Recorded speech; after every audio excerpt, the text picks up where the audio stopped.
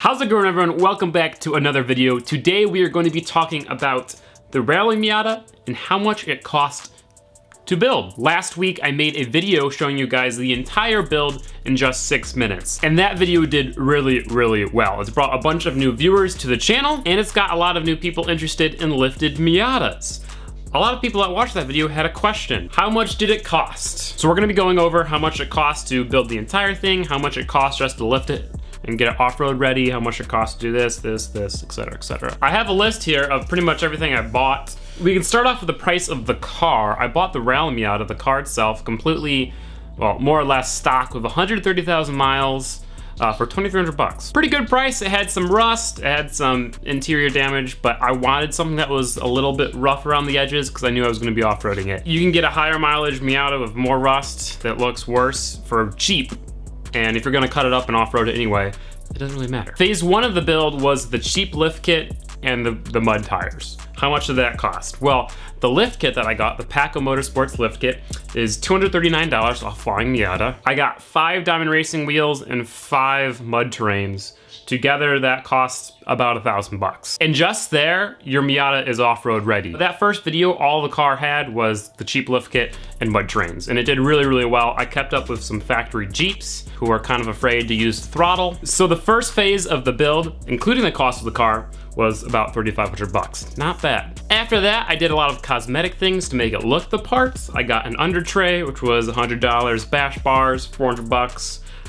Which weren't great. I'd recommend trying to make your own stuff for some of this, but fender flares, hard top. If you own a Miata, you know how freaking expensive hard tops are. I bought a pretty rough one for $800. Roof rack. After I got all that stuff, I went ahead and painted the car with some Plasti Dip. The Plasti Dip for the entire thing, paying for someone else to do it, was 400 bucks. Nice thing about Plasti Dip is that it is cheap.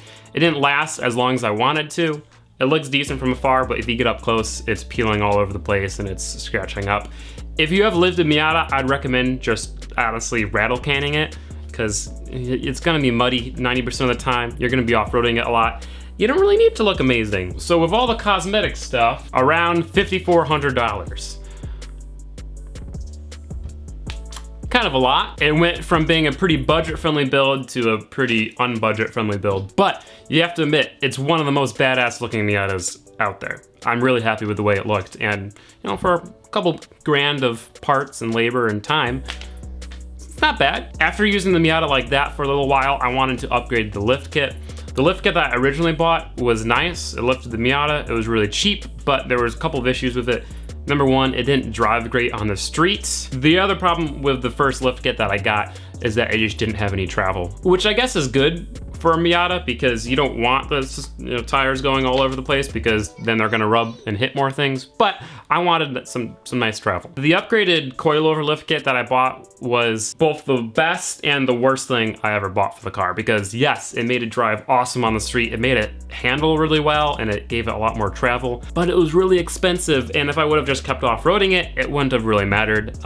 It's not like you're ever really gonna go rock crawling where you need, you know, a shit ton of travel with a Miata. Most of the time, if you're off-roading with a Miata, you just kind of floor it and pray, and you know, a higher travel suspension doesn't help with that. So in some ways, I definitely wish I would have stuck with the lift kit, the cheap lift kit, but I didn't. So that's something for you guys to learn. If you're gonna build a lifted Miata, use the Paco Motorsports lift kit. I think it's the best bang for your buck. Bang for your buck. But yeah, the upgraded lift kit was $2,200. Let's go ahead and add that on my computer, $7,600. Now, to be fair, I did pay for that lift kit to be installed, and it also included a corner balancing and an alignment. $7,600 got me a really awesome looking and really capable off-road car.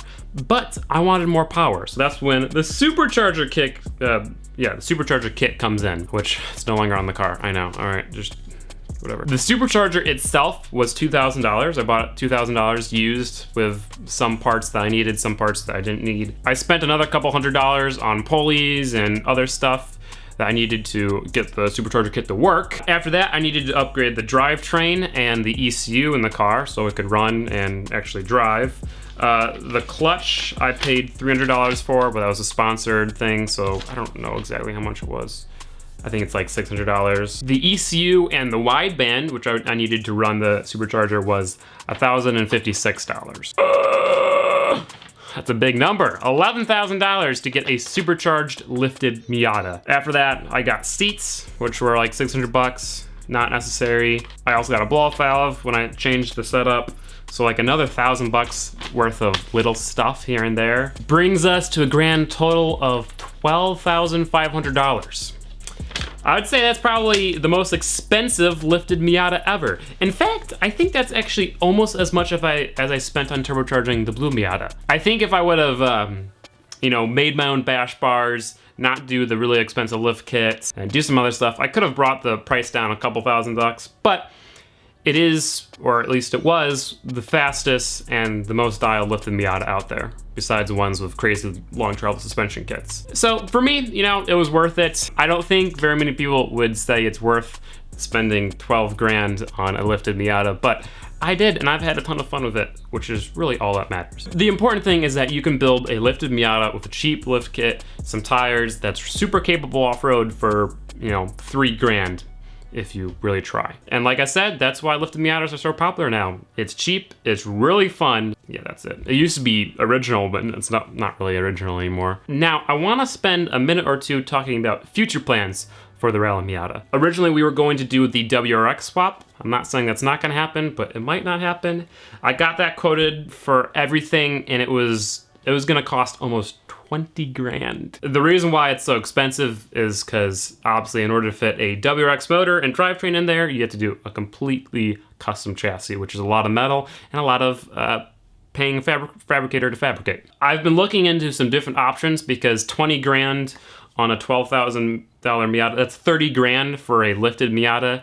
I don't think it's worth it. It's a pretty beat up chassis. It's rusty, it's dented, it's all sorts of stuff. So spending all that money for a WRX powertrain, I'm not sure if it's worth it. It might be. I'm not saying no, but I'm not saying yes. What would be a lot cheaper is to just put a frame of a 4-wheel drive vehicle, modify it so it fits underneath the Miata chassis, and bolt it in to the Miata chassis. So it would be 4-wheel drive, it would have a cool engine. That would probably be the cheapest way to make it 4-wheel drive. Literally all we would need is buying a donor car, some time fabricating. I could do the fabrication myself because all I have to do is mount a body on a chassis, which I guess might be hard, but that would be much cheaper than, you know, doing the WRX swap. Whatever we decide, it will happen sometime this winter. I want to off-road the Miata as much as I possibly can. I want to beat the living crap out of it. I want to do some crazy stuff. I want to go through rivers. I want to go up big hills and go through lots of mud. I want to have as much fun with it as I can before we, you know, do the 4-wheel drive swap. I don't care if we blow up the motor. I don't care if we, you know,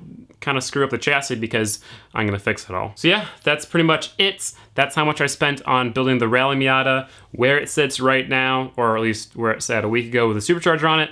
$12,500, and soon it will be 4-wheel drive swapped, or all-wheel drive swapped. If you guys enjoyed the video, give it a like. If you didn't, give it a dislike. Subscribe if you're new.